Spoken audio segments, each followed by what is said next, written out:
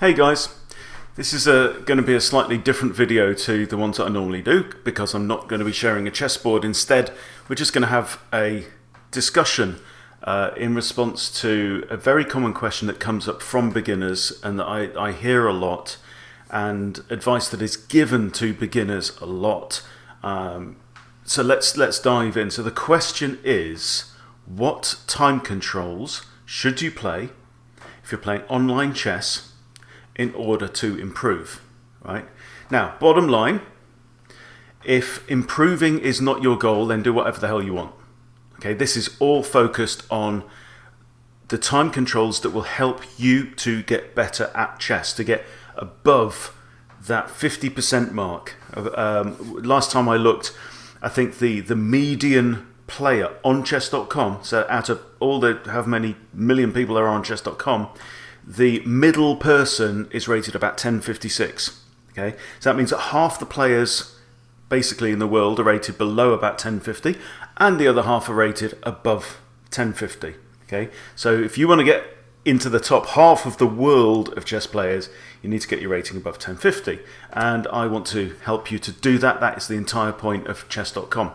So if you've seen any of my videos, you will know that I have a rule number one when it comes to time controls, and I've said it many times, and I'm going to say it again. Rule number one is play a time control that gives you enough time, right, that so on every move you can look at the whole board, consider your options, consider at least 2 or 3 candidate moves, right, and know that the move that you're choosing is within the limits of your experience and skill, right, is the best move that you personally can find.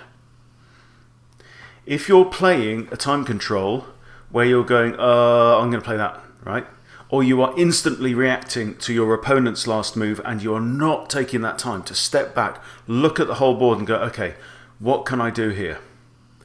Then basically the way that I describe it is that you are practicing playing badly at chess, and you get what you practice, you get what you train for. If you are trying to improve by playing 3-minute blitz or 5-minute blitz or even 10-minute rapid games, 10 minutes used to be blitz category on chess.com, they've now moved it to rapid, and you're making mistakes, and you're making mistakes where as soon as you've played it you go, oh no, that was a mistake, right?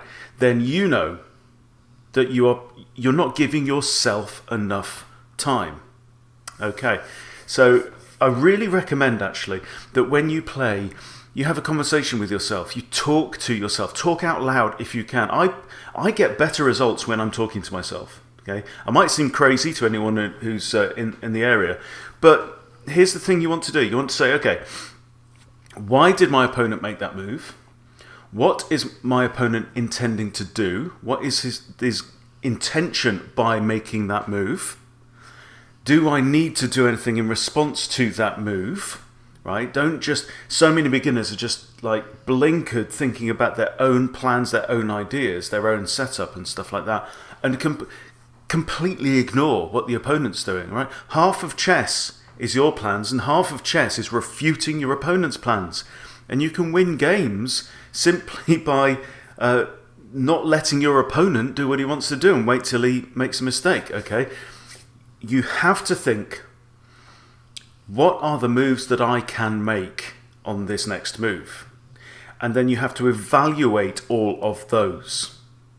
And sometimes it might even be, actually, I would lose a piece if I do that, but I may gain an advantage, right?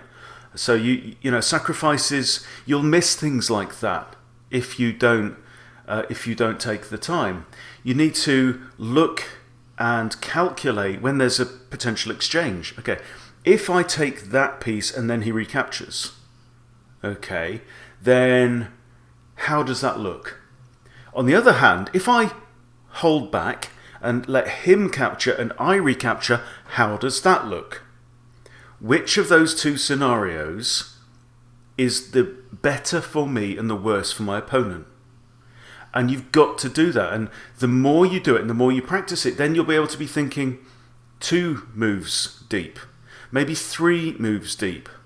And that's all there is to it. You'll learn the tactics, and then advanced chess is tactics upon tactics. That's all it is, right? So now I've said that the rule number 1 is to play the time controls that give you enough time, right? But there's a kind of a sub-rule to that, which is that you have to use the time, right? If you are following rule number 1 and you're saying, okay, well, I've been told by so many people on the 4 Beginners forum or whatever that I should be playing 30-minute or 15 plus 10, which is what I do recommend, those 2 formats. And we'll come back to that in a minute. Okay, let's say you're playing 30-minute games, but if you're playing 30-minute games as though it's a blitz game, as though it's a 5-minute game, then you're a fool. Because what you're doing, if you're blitzing out your first moves without even taking the time to look at what your opponent's just done, think what your opponent's plan is, check the board, check the absolute basics, what's undefended, what's under-defended.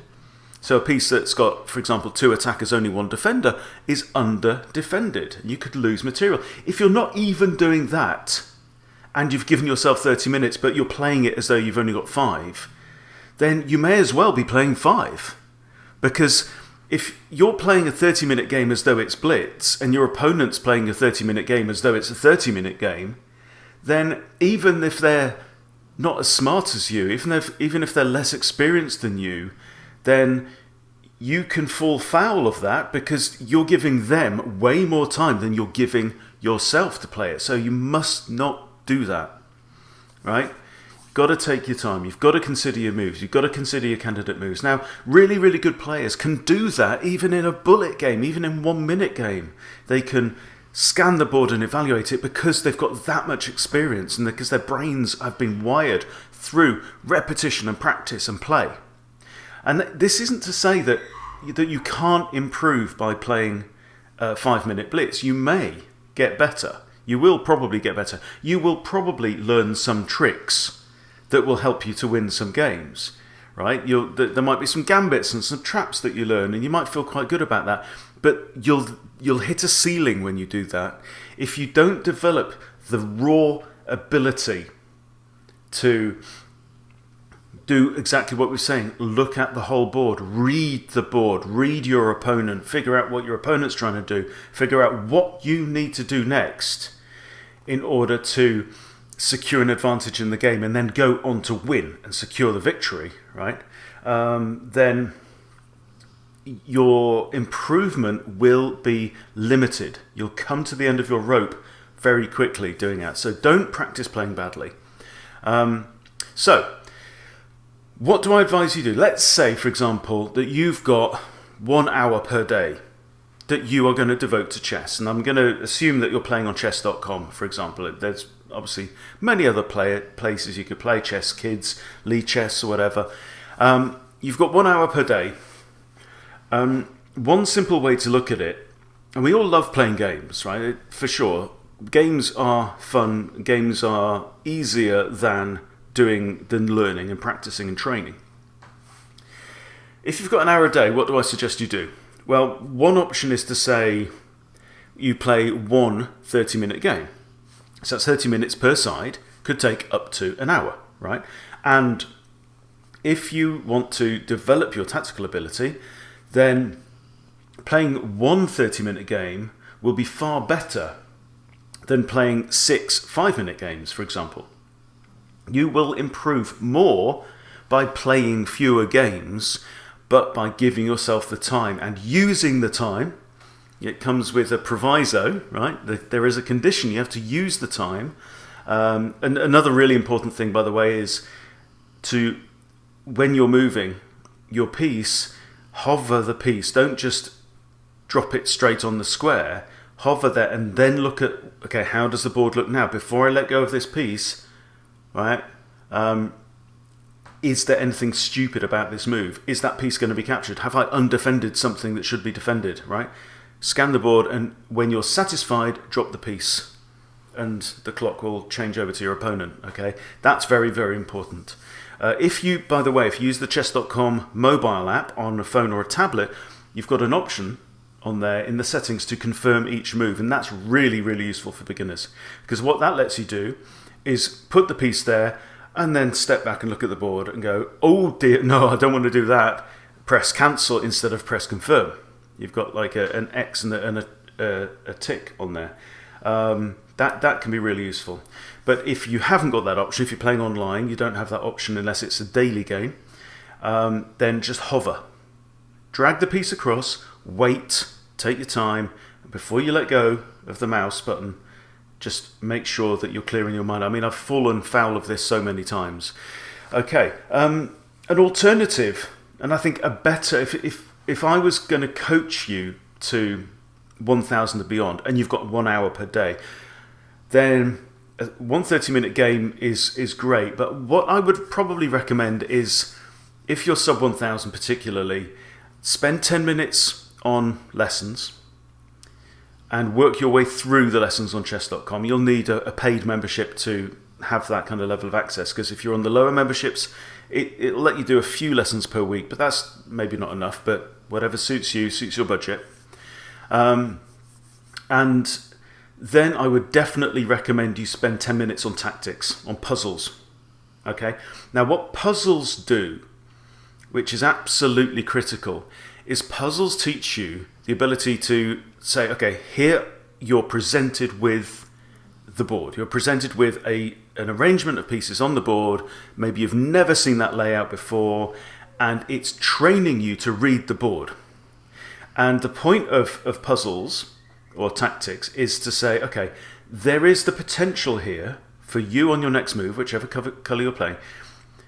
There is the opportunity for you to gain an advantage, a measurable and distinct advantage in the game. It might be a checkmate, it might be a significant capture, all right? And it's always there. Now, as you advance through the puzzles, the tactics will get more subtle and more multi-layered and deeper as you go. Lower down, it's like, okay, there's a hanging piece, I can capture it, for example, right? Or there's a checkmate in 1. Later on, it might be a checkmate in 3 or 4 or 5, but it's teaching you really important things like forcing moves and stuff like that, and how you can actually achieve checkmate in 5 if it's there to be had. So I would say 10 minutes on lessons, 10 minutes on tactics, puzzles, and then go ahead and play. But first do the lessons, then the tactics, to get your brain working in that right way before you go on and play. And I promise you, you will improve more rapidly by doing some training and not just playing. Right? If you think about any top sports person in the world, whatever they do, they train. They have a coach, they train. They practice. Right? They go to the gym, they work out. They do what they have to do in order that when they go and play, that they are in the right state to play. Okay, so one more point about time controls is that if you want to get better, I would definitely recommend playing a time control that has an increment in it, which is why I think that I'm going to kind of switch back to 15 plus 10 instead of 30-minute or 20-minute games, and there's a really good reason for that. And the reason is that, let's say you're playing 10-minute rapid, that it's possible for you, if you, for example, if you get a time advantage early on, you play an opening your opponent doesn't recognise, and you're forcing them to use quite a bit of their time, then later on in the game you can just mess about. You can just move pieces backwards and forwards. And your opponent might be taking 10, 20 seconds per move, and before you know it, they're down to 30 seconds, and they simply don't have the time available, don't have the time left to have any chance of winning. Okay, and you can then it's called dirty flagging, right? You just force your opponent to lose by flagging them, by making them run out of time. And that's okay, but it's only okay in the context of a 10-minute game with a hard 10-minute limit. And that isn't teaching you to be better at chess. That's teaching you how to win a 10-minute game. You see the difference, right? The difference with any time format that's got an increment on it, like 15 plus 10, which is what I probably would recommend. So 15 plus 10, both players start with 15 minutes on the clock. And then before every move that they get, when their opponent has made their move, your time gets 10 seconds added on. And the key difference to that is that you can't really dirty flag your opponent just by forcing their clock to run down. Okay? Because they're going to get 10 seconds added on for every move. So if you just move backwards and forwards, and they just move backwards and forwards, right, as long as you don't get a draw by repetition, then, which would probably not be good for you in that instance, then their time may just go up from 20 seconds to 3 minutes, and I've seen that happen. In fact, I played a game the other day, and it was against a player who was hundreds of points lower rated than me. But it was a 15-10 game, or a 5-5 game, or something like that. And we got to the end game, and we got to a situation where it was going to be like a foot race between pawns and kings and stuff like that. And I had 3 minutes on the clock. My opponent had 20 seconds left. But I played as though I was playing to flag my opponent. And my opponent played pretty well. He took 5 seconds for every move. He didn't make bad moves. And then he got 10 seconds added on for every move. So before I knew it, my opponent actually had a bit more of a comfortable buffer with his time. And then he went on to queen one of his pawns, and I basically resigned. He outplayed me in the game. He played better chess in the game because I was thinking, I'm well ahead on time, I can just flag him. Right? I'll make quick moves and make him lose more time because he's not able to think during my thinking time, right? On my clock. And I fell foul of that because he was able to win the chess game and win properly. He won by promoting one of his pawns to a queen, and then I realised that I'd messed up.